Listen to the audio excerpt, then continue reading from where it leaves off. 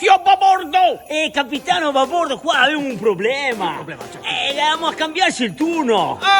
Noccio, sì, ma perché? Perché per fine anno siamo stati precettati per Carlo e Giorgio per lavorare nel suo spettacolo. Lavoriamo con loro? Sì. Ma dove? Il 31 dicembre a Teatro Corso a Mestre. Viaggione fino a Mestre, ma scherziamo! Bisogna organizzarsi, Bisogna capitano. prendere i panettoni, i pandori! Esatto, capitano, dello gente- spumante. Quanta gente che sarà? 700-800 persone. Secondo me basteranno 3-4 bottiglie di... I 3-4 bottiglie, capitano, ai gran si scarsela. Poi che vuoi a grana, che vuoi. Allora io porterò dei panettoni. E mi faccio il pandoro in caso pipa.